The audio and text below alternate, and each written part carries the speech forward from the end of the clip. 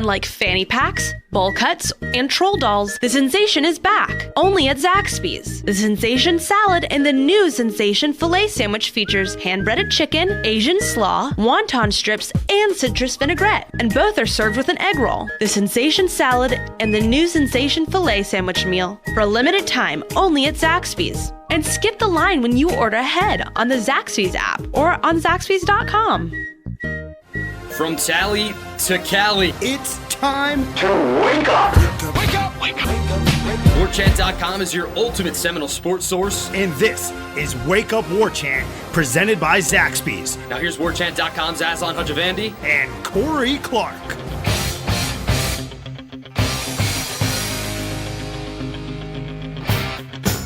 What's up, everybody? Welcome in. Oh, actually, hold on. Can I do it, Ira? Wake up! It's an edition of Wake Up War Chant with a Showtime appearance by none other than Ira Schofel. It's kind of like the DC and Marvel universes, Ira, have kind of come together, or like WWE and WCW are on the same card, something like that, right? Yeah, I don't know. Those are kind of rivals. I think we're friends. It's like when like Cheers and Friends do like some sort of crossover or something. Well, I guess different eras, but maybe the Cosby Show and Cheers or something. We're the same network, we're the same family. Yeah, we're just, merging. We're doing a little crossover. Yeah, it'd be like Uncle Jesse showing up on Family Matters to hang out with, Uncle Carl. There you go. Right, there you go. So, Wake Up War Chant presented to you by Zaxby's. Indescribably good. We'll have a really cool giveaway to do this week when we do our over-under. So do stay tuned to that. Do check out our friends over at Zaxby's.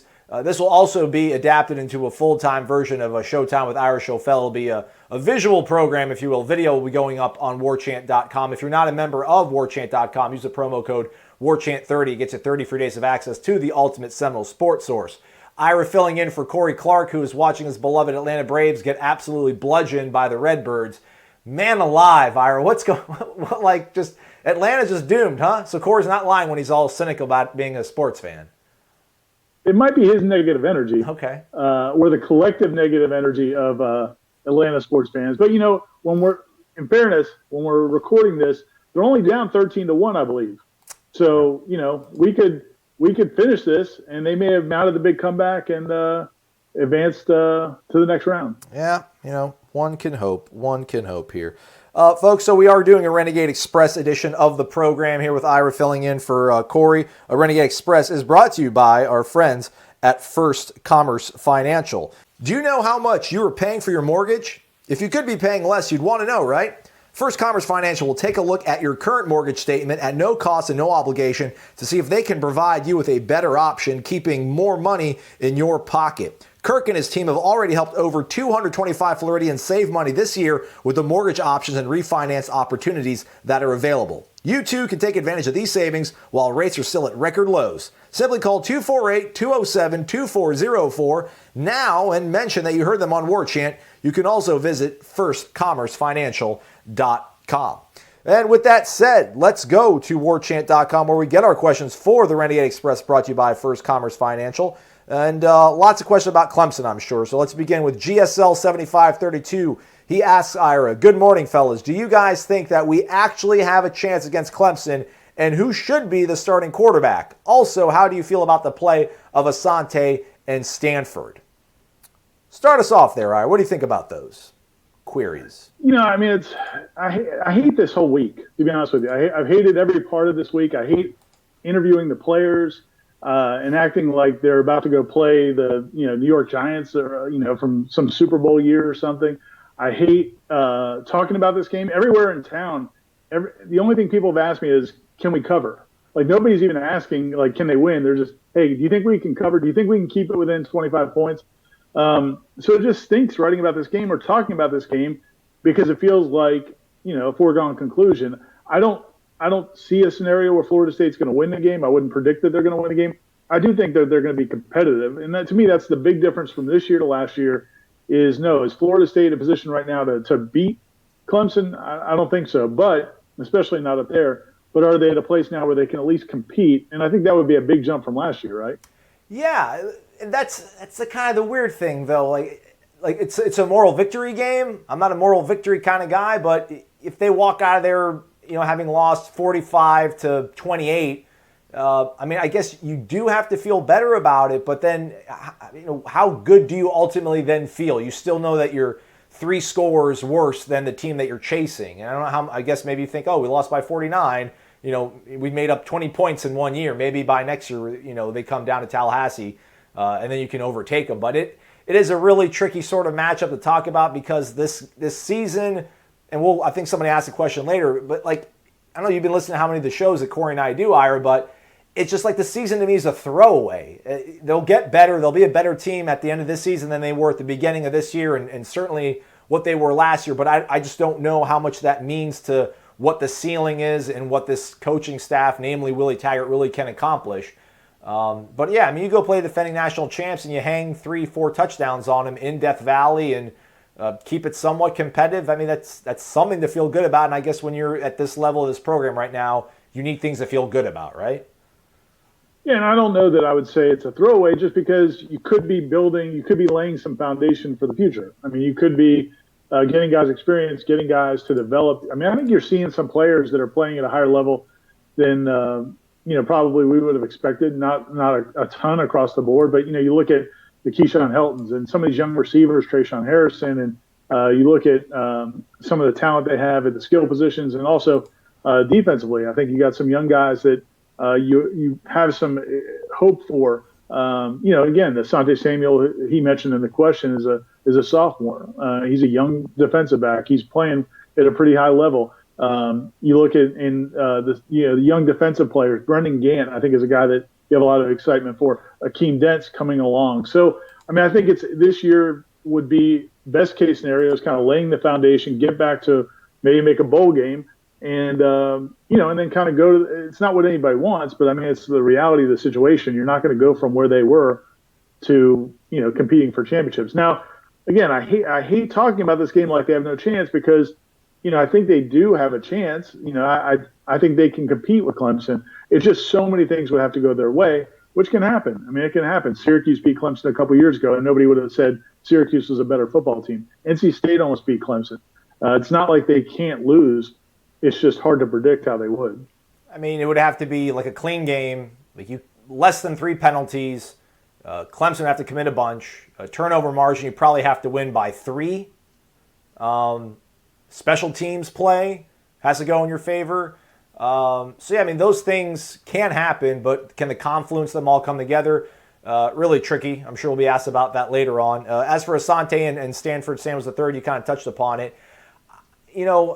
Maybe we put too big of expectations on those guys. I felt, especially Stanford in a money year, I thought that he'd be like lockdown guy. We would never hear his name called out in a game because no one would dare throw in his direction. But they've been throwing at him and having some success. So, again, I don't know how much of this is maybe the back end not being comfortable with what Harlan wants to do.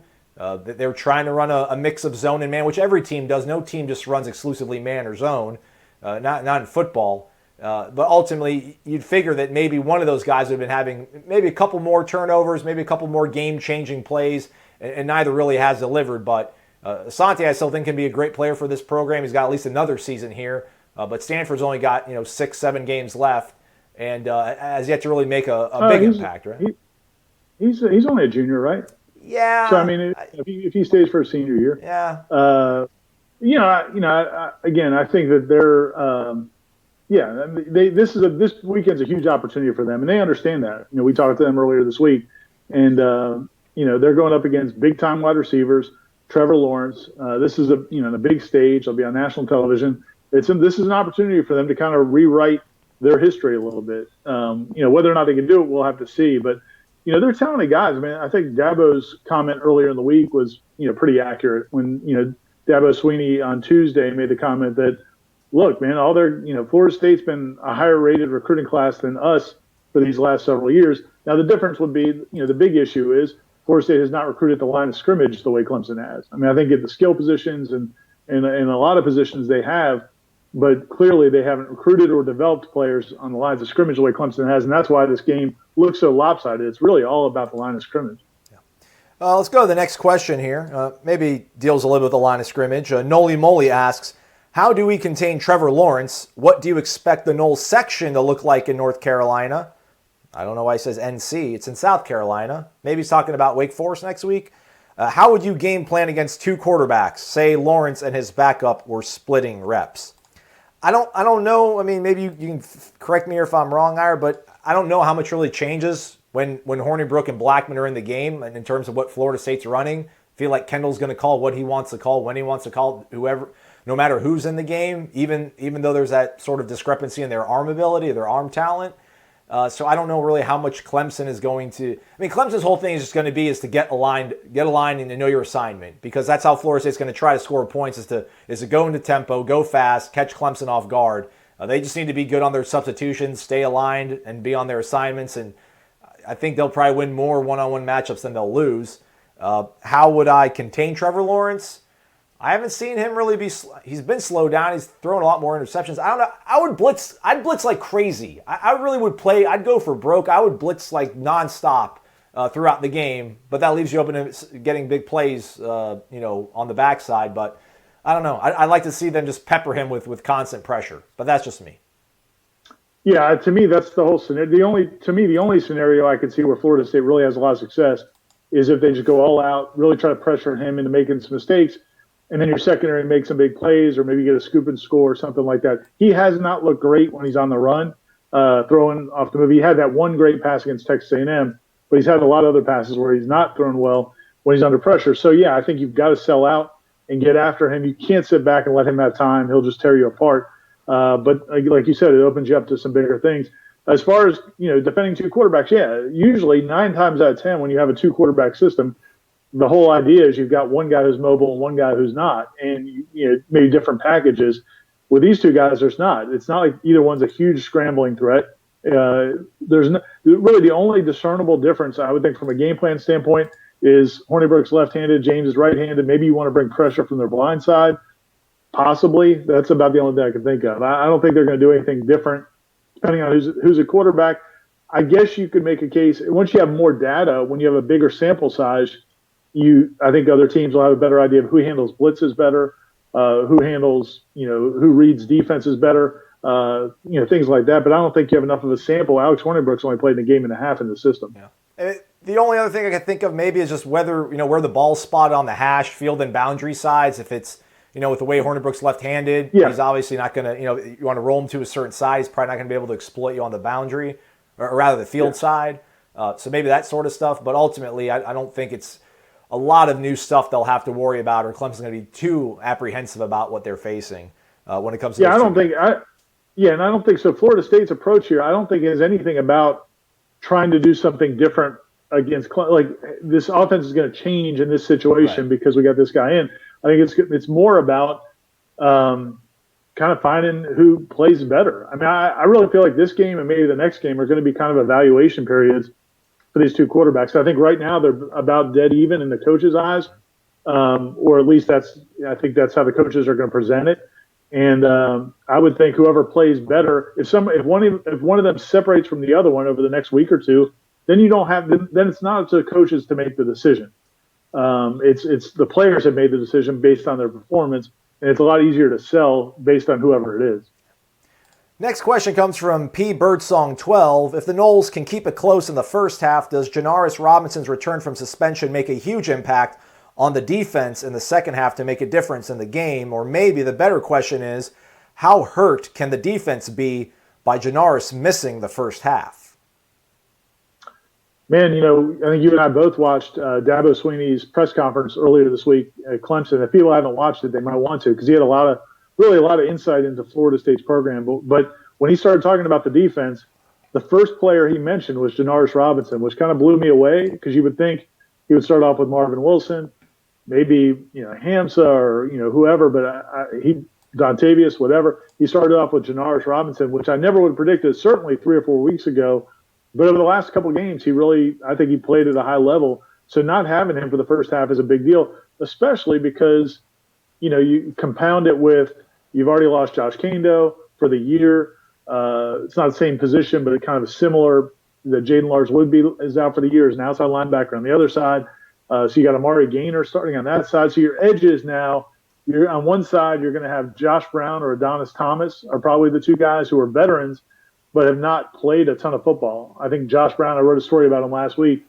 He played about 20-something snaps in the NC State game. That was by far the most he's ever played on defense. Before that, the most he played was 10 snaps, something like that. So you're going to have a guy that's pretty inexperienced. Adonis Thomas has played a good bit, but not with any great success, and not at that position necessarily. And then on the other side, you got Amari Gaynor, who I think played really well last time out, but that this is his second time now. In terms of being in that starting role, and so we'll have to see how he handles it. So I think it's a big deal. I mean, I think Janaris can help them a lot. To his question, if he comes back in the second half, but I'd be real concerned about those edges in the first half, because you're so green there now from where you were just a couple weeks ago. Yeah, I think maybe most fans might be underselling the impact of not having him for the first half, just because when he does make plays out there, he really does flash. You and I talked about it before practice earlier in the week. It's one of those things where he'll go missing. The whole thing about him has been consistency. It's just him being able to produce snap to snap. But there's some plays that he's made just, coming off the edge, whether it's setting the edge or whether it's getting to the quarterback or getting a TFL, that you're like, dang, man, this kid really has some promise, and maybe he's finally turned that corner. So, this is an opportunity for all these guys that are draft eligible to put something really good on their tape. You would imagine he'd be really hungry and chomping at the bit to get something on tape and to make a big play in a game of this magnitude. But he can play the second half. I think they will keep it close for the first half. So if I had a choice to have him in one or the other, I'd rather have him as a closer, bring him in the second half. Like Hornibrook, right? Bring in the closer. Exactly. The crafty southpaw. But the one thing I would watch out for, again, this is just who knows how it's going to play out. But, one of the keys to that position, one of the reasons I think he's played better lately is he's been much better about setting the edge and staying home. There's a lot of risk at that position of overrunning plays, trying to do too much, trying to get after the quarterback and letting him outside of you. Not that Trevor Lawrence is a big scrambler, but you do want to continue playing with the right leverage. And if he sat out the first half and is just chomping at the bit to get out there, you can see a scenario where he comes out and maybe is too aggressive and it doesn't stay disciplined. So I think that's something that the coaches will have to watch out for. Oh, don't be so cynical, Ira. Come on, man. You're the optimistic guy. Dr. Knoll asks, if our team or coaches went in with a mentality of we have nothing to lose, what would that game plan look like? I like that. I think it's what they have to do, right? I think that's what Willie is as a head coach. He's very different from Jimbo in that regard, that in a lot of regards, but one main regard I think in this topic is Jimbo kept games close. Especially if he felt like he couldn't win or had a slim chance of winning, he would shorten the game. He'd do a lot of things to be conservative. He wouldn't take chances. I think Willie's the exact opposite. I think Willie wants to go down swinging, and the downside is you may lose by 30 or 40 points, but I think he is going to go after him. So I would think some trick plays. I think it wouldn't surprise me at all if they ran 2 or 3 trick plays. I also think they are going to be aggressive on defense. I think they're going to be aggressive on offense. Go with tempo, try to go as fast as they can. And so, again, what would that look like? If it works, you could really put a scare into Clemson and kind of get some positive national attention, which has been lacking. Most of the national attention has been really negative, even though they played better the last 2 weeks. But on the other side, conversely, if you go all out like that, you certainly could open yourself, to get bludgeoned. Yeah, echoing what you said, I do think trick plays. I think you need to see Cam Akers maybe throw the ball once or twice, or run some option stuff with both him and Laborn back there. We saw them do that at IMG. We saw them run a 2-back set when the direct snap would go to Cam, and then Cam and Laborn go down, one side of the field, and if there's the option to pitch, you do it, and if not, you keep it. We saw it, I think, with DJ and Cam in the NC State game, maybe. So some of that stuff, I do think they got to blitz like crazy. What really is there to lose? The ball game that everyone thinks you're going to lose by 4 scores. They blitzed like crazy, I feel like, against Boise in that first half, and they were able to pressure and create some turnovers and a negative play. So I would like to see them bring enough pressure until Clemson proves that that's not going to be a good idea. I do think they're going to play quite fearless. I really do. I think Willie, him saying national champs 8 times in his Monday press conference, I really think he's drumming up this whole, how big of a matchup this is for them. Not saying that they win this game and they're going to, change the trajectory of Florida State athletics, but I mean, he realizes what they can do, the opportunity they have, and if they want to accomplish something big, if they want to hashtag do something, Ira, they're going to have to go for broke. So yeah, fake punts, maybe the punt Ruski makes a return, all that sort of stuff I think is on the table. So I think fans, you mentioned Jimbo and Willie's style. Yeah, you're going to this game thinking you're like a lamb going to the slaughter like 17, but they're not going to go down meekly. Like they will do. I think they're going to take a lot of chances, so it should be fun to watch. I really think that. I believe that. I'm with you, man. I believe that. And Pump Ruski would be appropriate since they tried the direct snap at Virginia. Yeah. That didn't go that well, but, maybe this will be the just paying homage to Florida State great plays of years ago. It's good to have demons, right, Ira? It's good to have demons. Something like that. Next question comes from Drill Sergeant Porter saying, not really excited for Saturday against Clemson, but the game starts 0-0. I just want to see a lot of improvement from last year when we played them. Side note, am I the only one that thinks that Clemson is the biggest group of dorks starting with Dabo himself and then the coaches having their kids on the team? Then to top it all off, their backup quarterback's name is two of the biggest dork names in history, Chase Bryce. No offense to any listeners. Regardless, go Noles. No offense, though. No offense. Now let me just totally insult your entire family. I like being on the top, Ira, because it's fun to be winning, but also because you can look down on people. That's what I really enjoy about being on the top.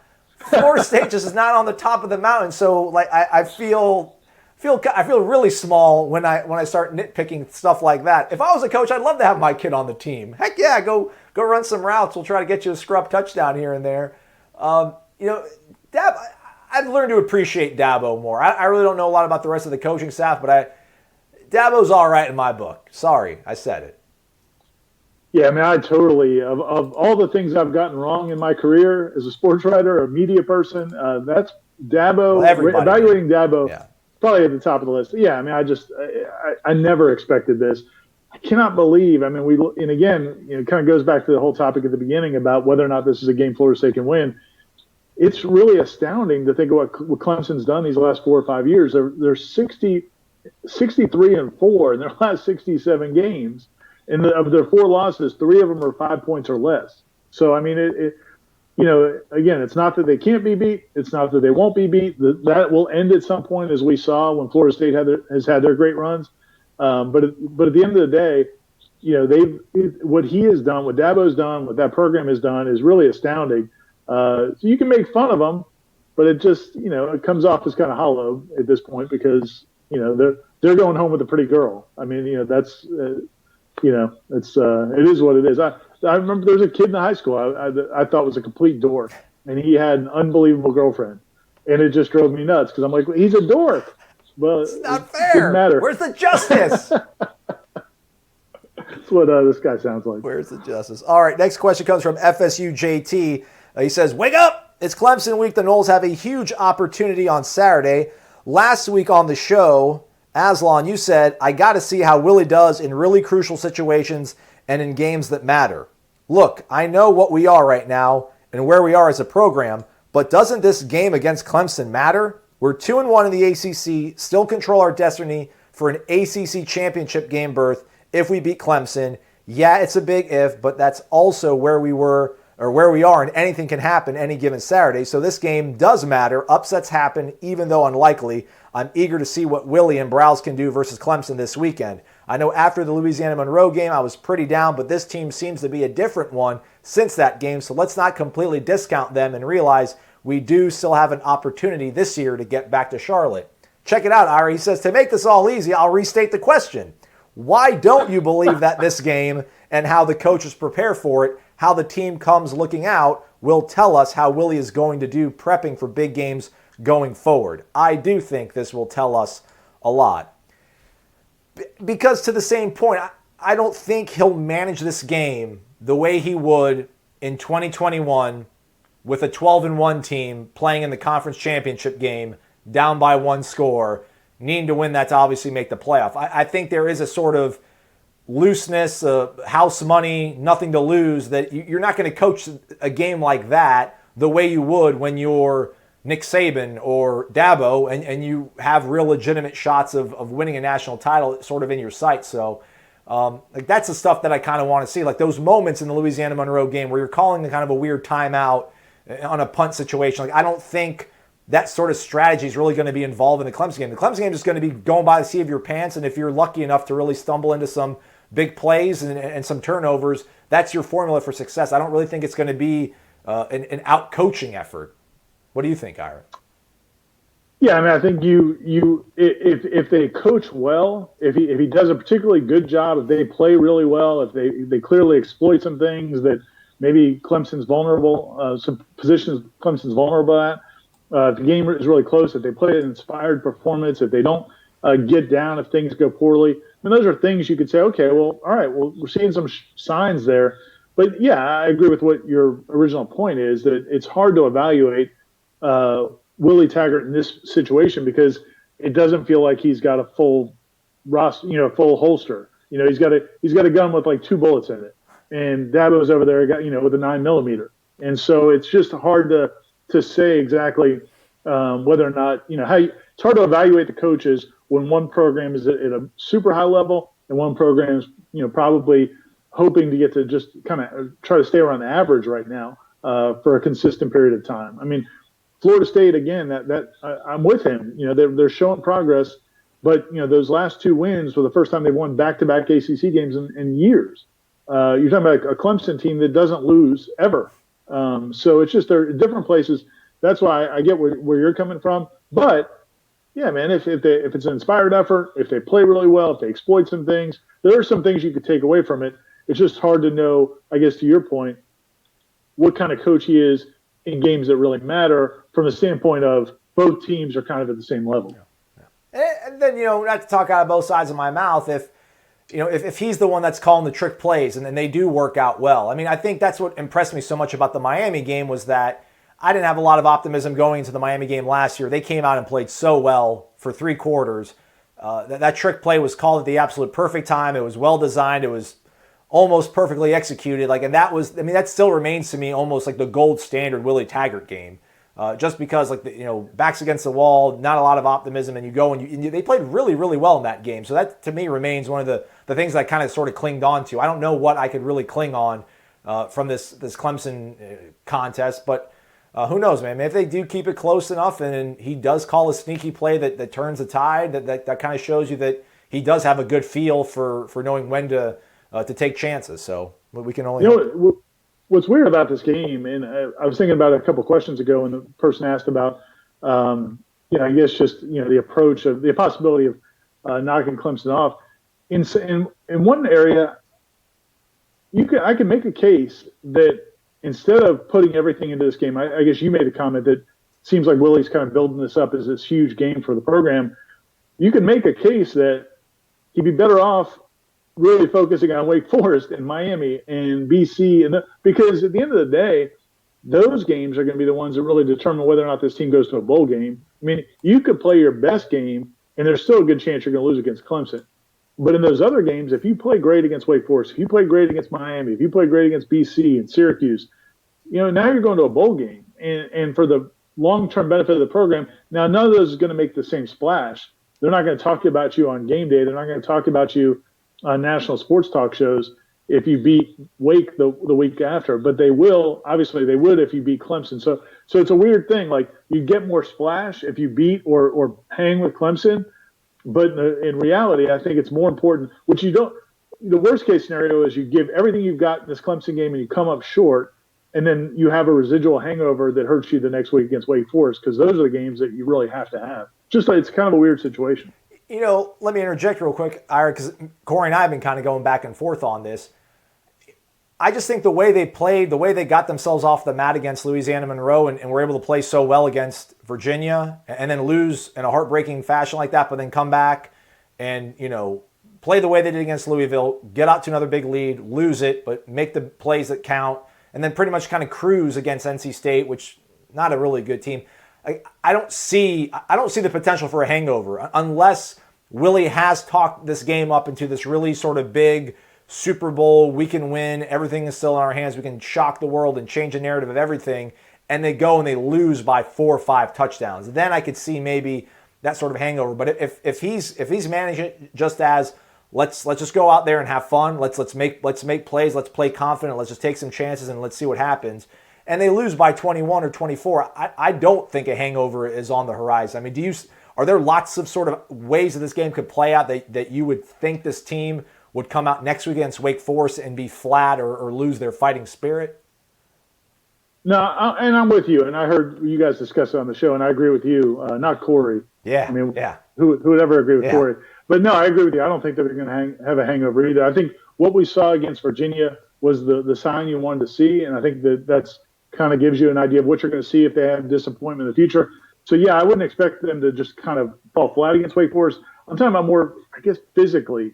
You know, if this is a war and you just go and you got guys that are banged up early in the week and you kind of come out, you don't have everything you'd want for that Wake Forest game. It's funny when the schedules came out, everybody was excited about getting the bye week before Clemson and the bye week before Florida. Well, really, those are their 2 least winnable games. You can make a case they'd be better off with bye weeks before a Wake Forest or bye week before Syracuse or Miami. But it is what it is. Look, I'm not saying Florida State's going to not have a chance against Wake Forest. It's a weird situation where there's more to gain by beating Clemson, but there's more to lose if you lose to Wake Forest or those teams after that. Yeah, absolutely. Well said, Ira.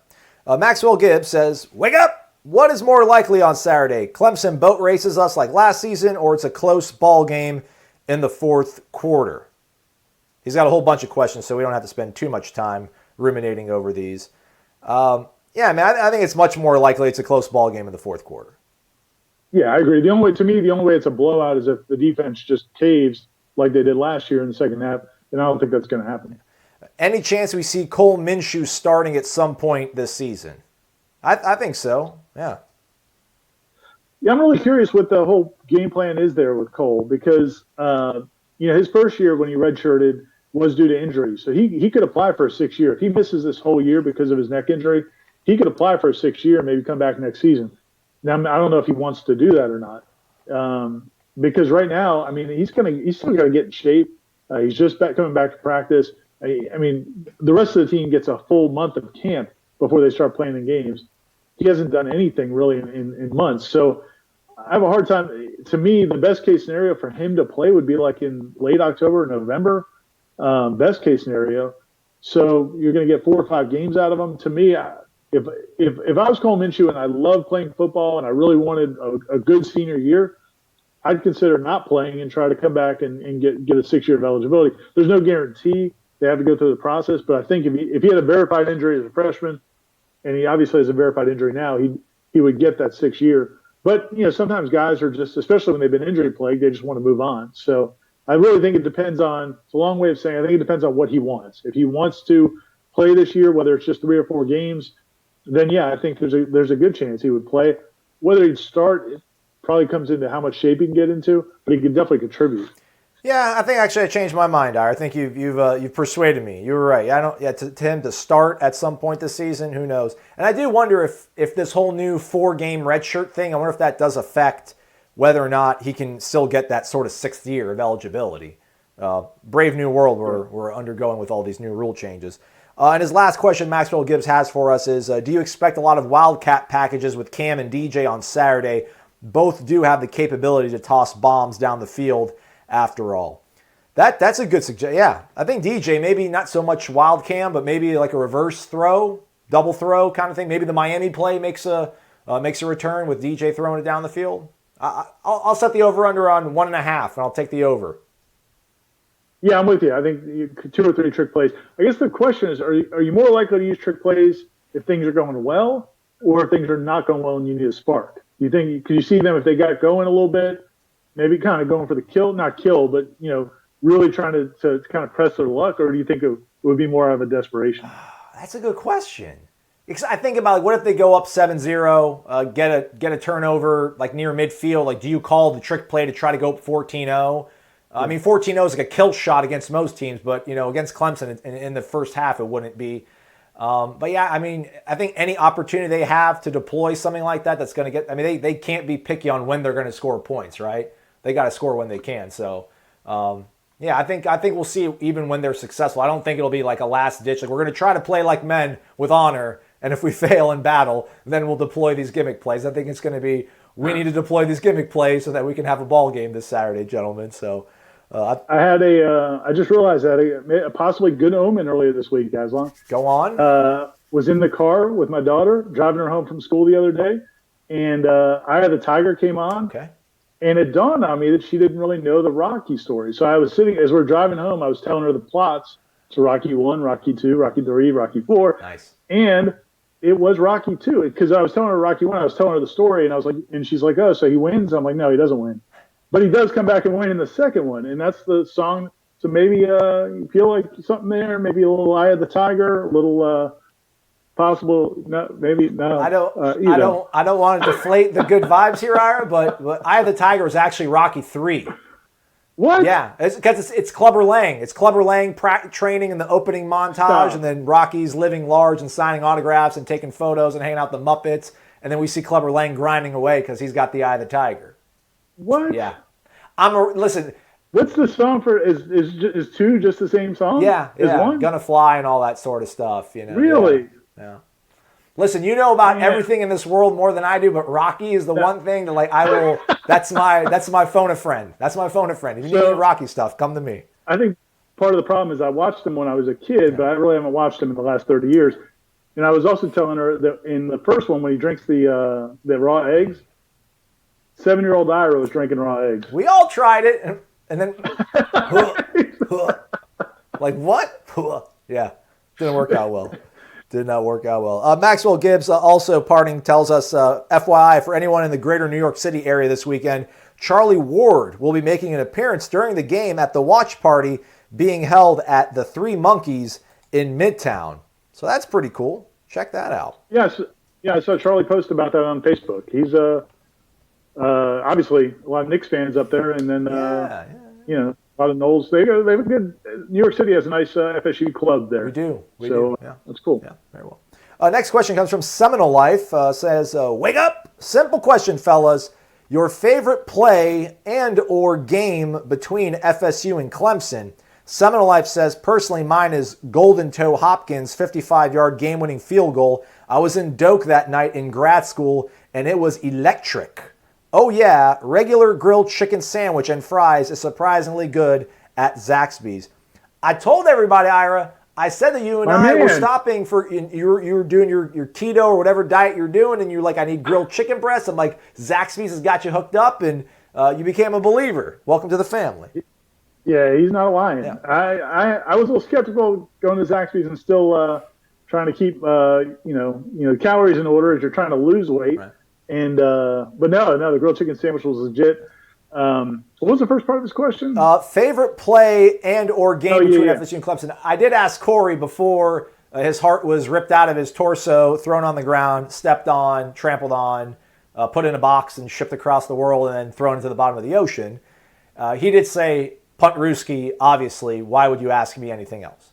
So, yeah, that's Corey's favorite memory. My favorite memory, like, I don't want to go with the cheapie. I don't want to do like the 2013 layup. I was living in Mississippi in Jackson at the time, and like number 10 LSU was playing at Ole Miss, and I'm like, I'm not going to that game. There's going to be no upset. I need to be here. I need to watch FSU to see if they can finally turn this thing around. And that night, Ole Miss upset LSU, and I'm like, darn it. But I didn't care because FSU boat raced Clemson. I'll go ahead and say 2002 Thursday night game in Doak. Greg Jones, I think it was the end of the first half where he just bustled through. Like the whole team. Yeah, went through that's my favorite. That's my favorite game memory Clemson-wise. It's a pretty good one. Same thing. 2013.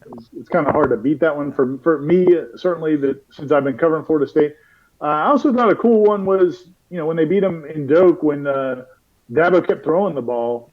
When they had the running back, the running back from Jacksonville was just running. Yeah, Jamie Harper. Harper's just running all over Florida State. And Dabo's like, no, let's just start throwing the ball. And Florida State stuck back in there. Yeah. All right, we go. We got some optimism. Comes from none other than Tony Cleveland, a.k.a. Cleve Dog FSU 22. Wake up! It's Clemson week, I believe, my brothers. Death Valley has more memories of Seminoles going in there and stomping that ass than Ric Flair and the Horsemen stomping on Hulk Hogan. What formula do you see that our Seminoles can march in there and defeat this pompous Clemson team with? He also makes a mention that, were you guys talking about the Black Crows on Seminole headlines, Ira? Yeah, we were. Somehow we got on topic.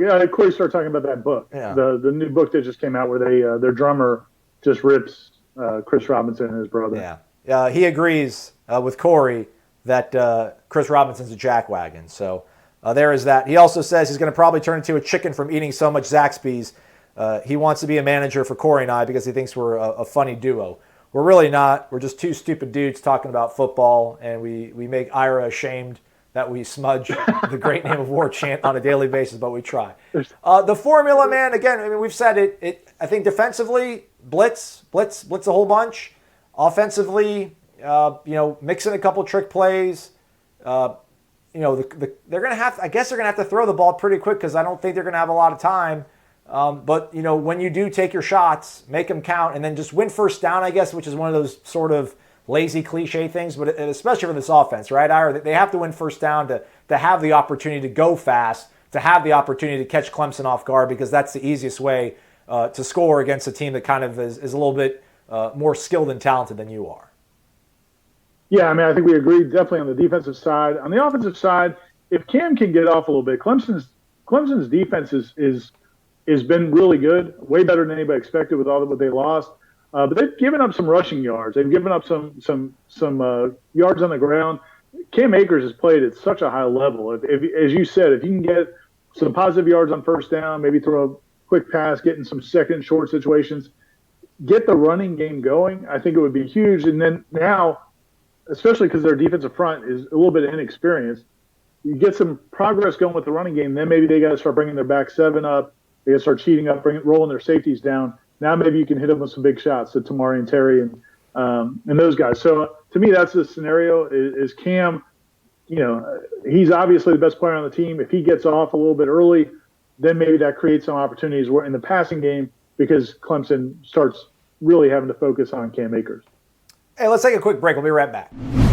At Birch Orthodontics, they know what a difference a beautiful and healthy smile can make in your life. They take the time to get to know you and perform a thorough exam so that they can make an individualized treatment plan just for you or your child. They use the latest technology in a warm and comfortable environment. So whether you are interested in traditional metal or clear braces or clear aligners, they can give you the smile you deserve. They know investing in your smile means investing in your future. And at Birch Orthodontics, they are honored to be a part of your smile journey. Serving Tallahassee for 16 years and supporting the Noles since forever.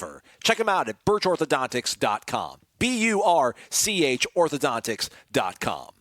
Welcome back to the special edition of Renegade Express, also doubling as Showtime with Ira Schofel, 5-star Ira Schofel, managing editor of warchant.com. Here with me on Wake Up War Chant, presented by Zaxby's, also in living color on YouTube. So thanks to Ira for taking some time out. Let's get back to the questions, Ira.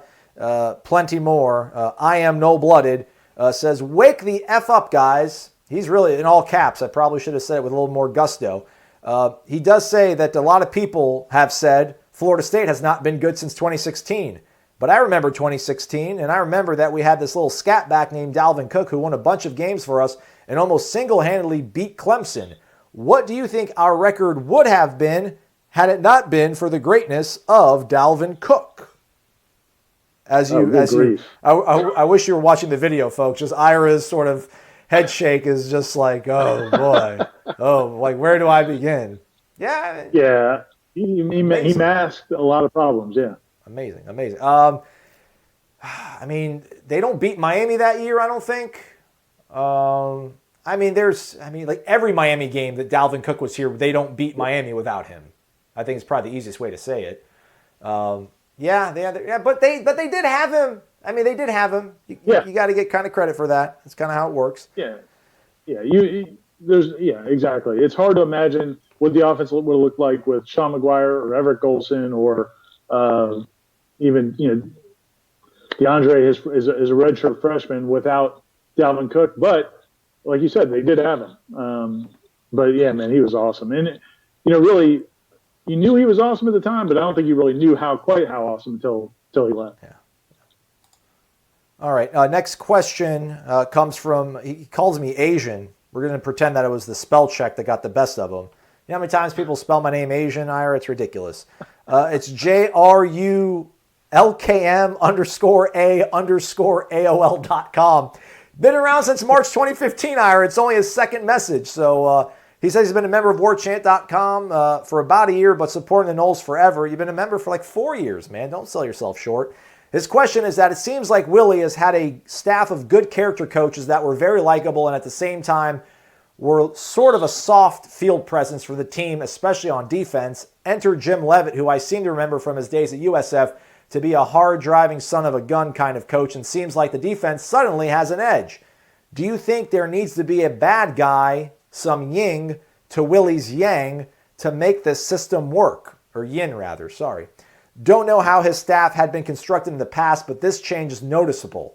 What are your thoughts? First of all, I would say Odell Higgins is a hard ass. So it's not like they didn't have anybody on that staff that's that way. It's fair enough point. I mean, I think Raymond Woody's pretty much down the middle. I think he's a guy that gets excited, but he also can be kind of calm. Harlan Barnett, I'm sure there are moments where he's a big screamer, and he obviously was a ferocious football player as a player. But no, in general, you don't see him carry himself like a maniacal, defensive-minded coach. So there's possibly something to that. I think it is interesting that everything, all the players and Willie Taggart, everybody you talk to about what Jim Leavitt brings to the program, the first thing they all mention is, energy and kind of that passion. And you hate to hear that where was that before? But, he obviously has it, and I think his point might be on the money that maybe that was something they kind of lacked, or at least conveying it to the players the right way. I think you need to, I think there needs to be a yin and a yang. Not everybody's going to be Mickey Andrews, but you need to be closer to Mickey Andrews than you need to be more of a calm. I just think that way. I don't know. I'm kind of backwards, I guess, in the way that I still look at the game of football. I mean, I still think it's a really tough physical game played by really tough physical guys, and you need leaders beyond just your players that are pretty tough-minded, are going to be really stern, and are going to use colorful language and have to get their point across in other manners than simply just instructing you over and over. I mean, Venables is a pretty high-wired guy, and but then again, so is Dabo. So they kind of, maybe they're yang and yang.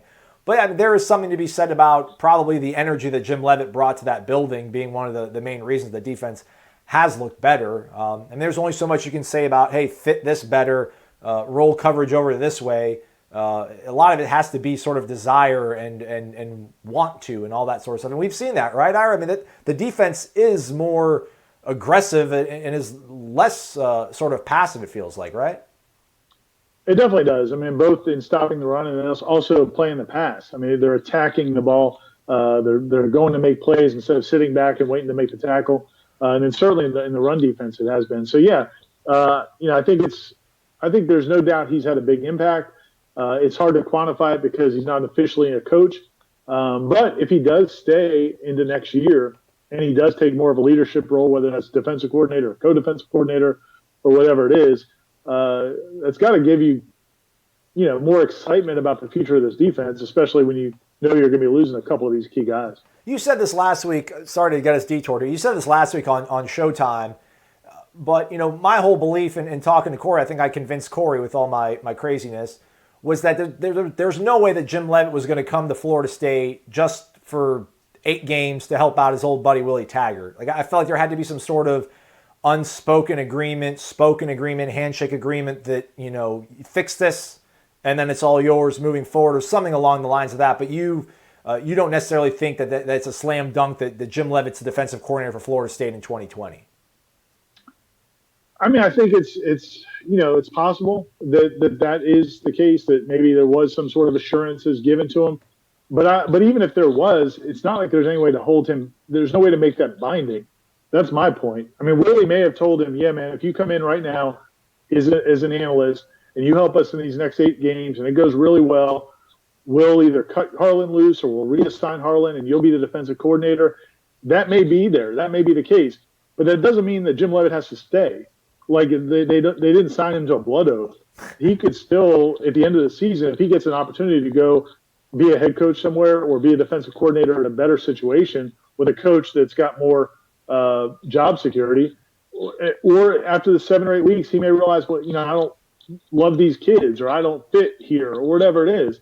So, yeah, I think that my guess is it's on the table. If he wants to be here and it goes well over these next 7, 8 games, then, yeah, I think that that's going to be there for him to take. My point is, I don't know that it's a slam dunk it's going to happen, because he might have something else, come up. I mean, he's turned Willie down a couple times in the past. So what would be to stop him from doing it again? Well, my sort of thing was like, I'm sure he had other options or other opportunities, but he did choose Florida State, and just the timing of it just seems so weird. Like, you'd think they obviously talked about this before. I think even Willie told us that maybe in July they discussed it, and maybe it wasn't the right timing. But I mean, I think you mentioned a lot of this is sort of like visibility as a coach. Back when I was in television, they said like the worst thing to do in TV is to not have a TV job. Like, you should always have a job to get your next job. So maybe that's a little bit of perhaps Leavitt's motivation, and maybe not so much a loyalty to Willie, but rather loyalty just to staying active and staying out in front of things. Oh, I definitely think that's the case. I don't think he wanted to take this year off completely. And I think Florida State made the most sense for him. It was, again, I mean, Jim Leavitt's like a lot of coaches, like Kendall Briles. We all kind of took note when he mentioned all the criteria that went into him deciding to take the Florida State job. It wasn't just, I like Willie Taggart, we want to run the same system. He looked at the talent on the roster. He looked at Cam Akers. He looked at the schedule. He looked at, the potential for improvement based on what they had done last season. That all kind of goes into just like any of us when we're looking at job opportunities. I think Jim Leavitt's the same way. I think Florida State's an attractive job. It probably got even more attractive when he saw how they played the first 2 weeks. Because again, it's like, and I've taken some jobs as an editor at a couple of newspapers. When I went in and looked at the newspaper, when you apply for a job as an editor, they'll send you newspapers and say, what do you think about what we're doing now? And I would look at them and go, oh man, I could come in there and look like a genius. Because if I just do this, this, and this, it's going to be so much better than what they were doing. So I think Florida State was really attractive to Jim Leavitt. My only point is, if Nick Saban comes calling, or whoever comes calling next summer, in January, I don't know that you can say 100% without doubt that Jim Leavitt's going to be Florida State's defensive coordinator. Fair enough. Here's what's not fair. Noel Holla, Aslan, you totally avoided my question last week, so I will not ask one this week. Thanks. I feel the two-headed quarterback. I feel the two-headed quarterback monster may give us a slight advantage, and would not mind seeing Jordan Travis with his mobility get slipped in on a couple plays. What are your thoughts? I'll pass on that. I don't think it'd be a good idea to throw him out there in that situation and that crowd with that offensive line against that defense. I'm all about trickery. Jordan can hang out. Just stay safe. Stay safe. I was going to say you said nothing to lose. I'm with you. It is odd how, and again, I'm not trying to put down Jordan Travis, but it was almost like very dismissive whenever the topic came up of any other candidates in this battle besides Hornibrook and James Black, and going back to preseason camp. So I think it's a big gap, and I wouldn't expect. If you're going to go to an athlete, you just go to Cam Akers or DJ Matthews, right? Definitely. Bimini Bound says, take the hill. Talking about Snuggy Hill next week. Knowles North asks, Showtime's turn to answer what does matter this week. So Knowles North, Ira, is always asking us what does matter, because, I'm a nihilist, Corey's a cynic, nothing matters. He asks, what does matter, Ira? The two-headed quarterback, Trevor Lawrence struggling, moving on to Snuggy Hill. What does matter? Yeah, I think in the immediate, to me, it's affecting Trevor Lawrence. I really think that's going to be the key to Florida State's chances. We know the alternative. We know what would happen if Florida State just kind of sat back and let him do what he wants to do. We know what that would look like. He's going to carve them up. They're not good enough, I don't think, in the back end to make plays when Trevor Lawrence has time. So affecting him is the biggest thing. But, in the big picture, I still say, taking that hill, Winston-Salem, and, if they can knock off the Demon Deacons, to me, that game, if you subscribe to the notion that Florida State doesn't have a great chance of winning this weekend, which I think most of us do, the Wake Forest game is a bigger deal. NYC Knoll, wake up, fellas. Great show, Aslan. Even better to get Ira to fill in. Woo. Yeah. Sorry, Corey. What question is left to be asked that hasn't already been answered? So here I try. If Clemson fumbles one time, not necessarily for loss, on every offensive possession, how much more confident are you that the Noles win? Every possession. Oh, man. Yeah, that would help. I mean, it would help. It doesn't guarantee a win. Yeah. If they don't lose them, because you feel like I feel like the great thing about Jameis in that offense in 2013 and 14 was it didn't matter if you were in 2nd and 18 or 2nd and 23 or 3rd and 24. I mean, you just always felt like, oh yeah, he can convert that. Yeah. There's no doubt. I would imagine Clemson fans feel the same way about Trevor Lawrence. So. I don't. Just being in negative plays, I don't think gives Florida State that much better of a chance. Now, if they lose 6 fumbles or 7 fumbles, now we can be onto something. Now we're talking. Yeah, I will say, I think fumbles can be like top 5 most deflating, play in all of sports. Like when you need a turnover and you create a fumble and the ball's on the ground and you don't get it. It's just it's the worst feeling ever. So it could even have a bad effect. Like if they keep causing all these fumbles, but they never fall on it, they'll be like, what do we have to do? So it could be a negative thing. NYC Knoll ends with, Aslan, any truth to the rumor that I started? There will be soon a Ask Coach O segment on Wake Up War Chant. Listeners can ask any life question they have, and Coach O answers. Podcast gold, if you ask me. And by Coach O, Ira, they don't mean Coach Irlaine Oderain, the strength coach for Florida State, whose name I just butchered, but much respect to him. He's a big dude. But rather, Coach Ed Ogeron, LSU, big game, Baton Rouge, the Gators. I need a script. You need a script. You got the voice down. Yeah. I got the voice down. I can't. But yeah, maybe we'll do some Ask Coach O life advice or things like that. So. Man, I tried to get your predecessor, Ryan. He does a great Deckerhoff. Okay. And fire the cannons. So I would get him doing Deckerhoff, and I would give him different scenarios, like maybe like a Deckerhoff in the bar after 6 or 7 hours. Different scenarios. And I was trying to get him to do them, and I wanted to do it as as a video feature on the site. Like, here's my best idea, and Ryan wouldn't do it. He was a chicken. And it's easy for me to say. I wasn't the one doing the voice.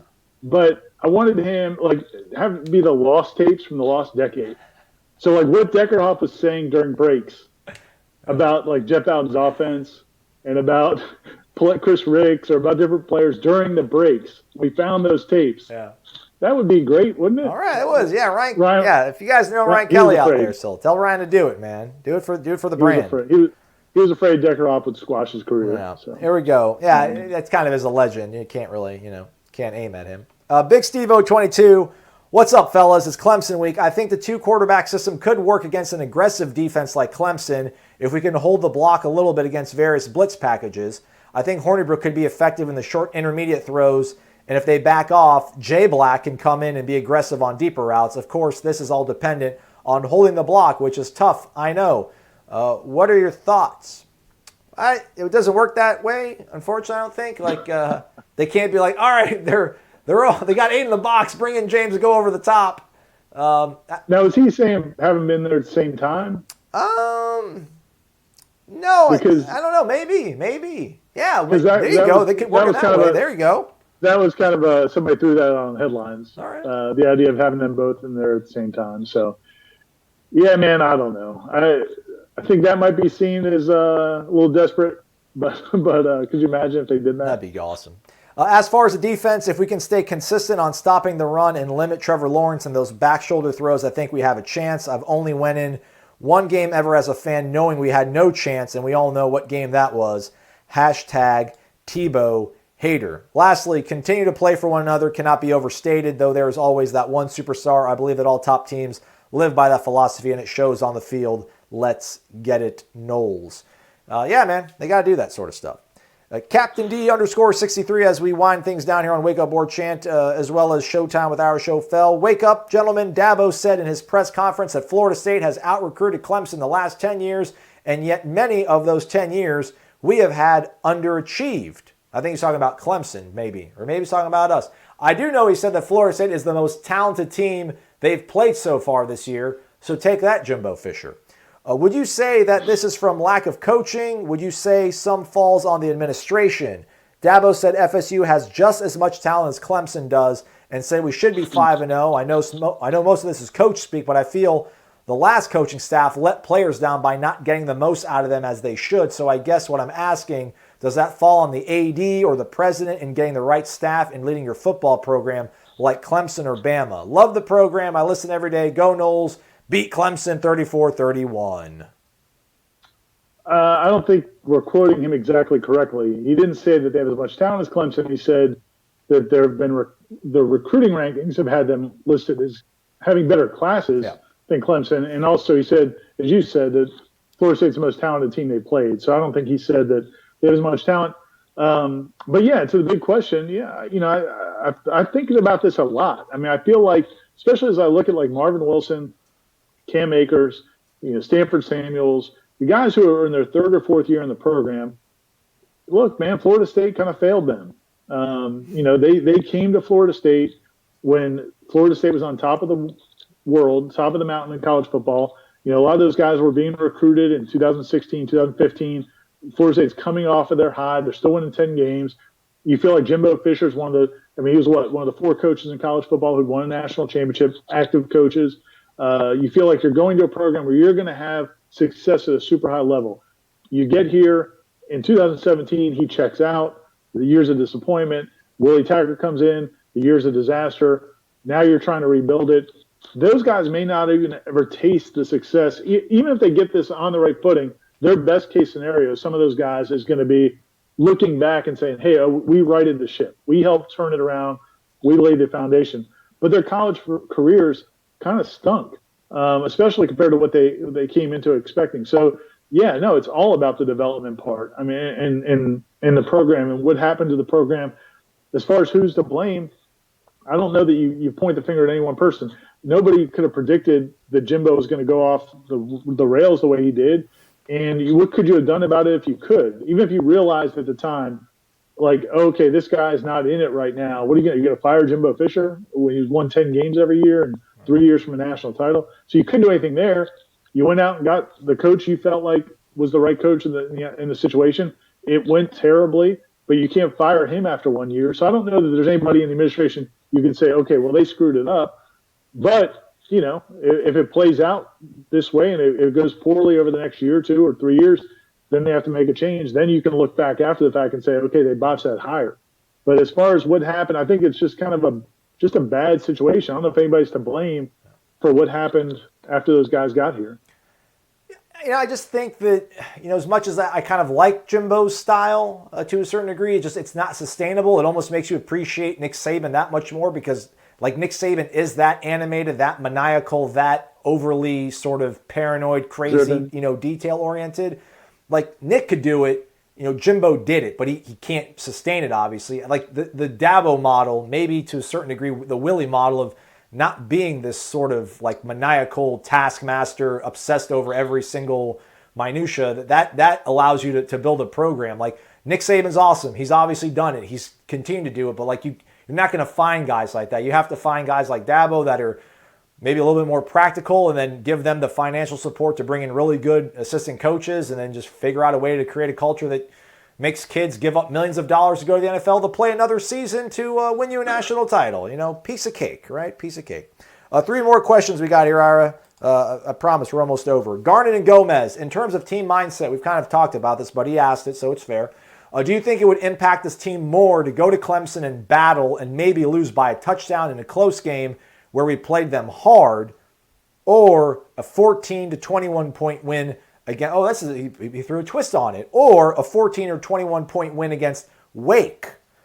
So he thinks, Garnet and Gomez, I think the Clemson game dictates the rest of the season. This is arguably the most positivity we have had since the Virginia Tech game last year. And if we could go and play Clemson close, I feel like our team would be able to take those next steps against Wake, Syracuse, and then Miami.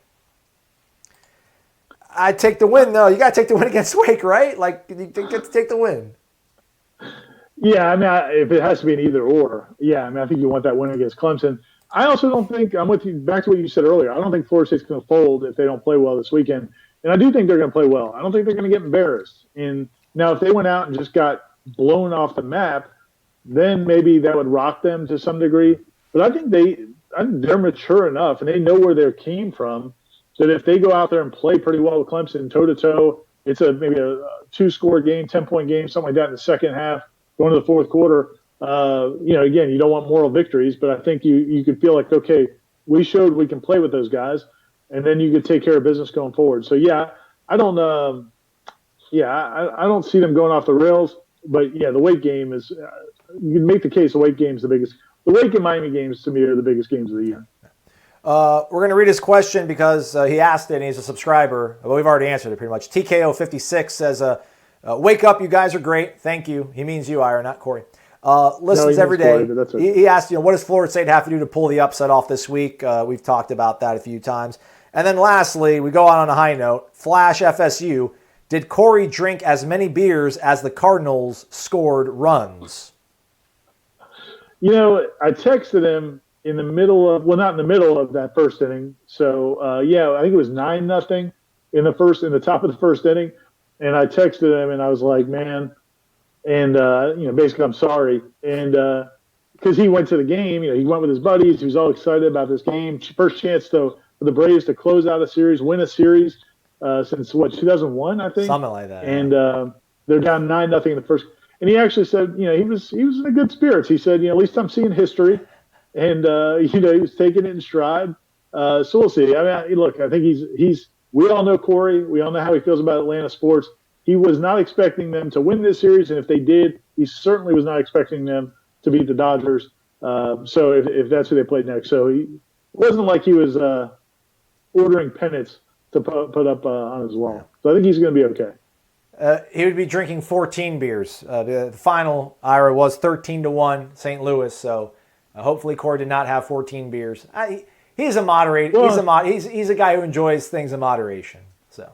And if they're Mick Ultras, he still might pass a breathalyzer on the way home. Not that he would really drink that much and drive, but you get my point. He'll use an Uber. All right, Ira, we're done, man. Thanks so much for tagging in here on Wake Up War Chant and also allowing me to grace the presence of Showtime with Ira Schofel.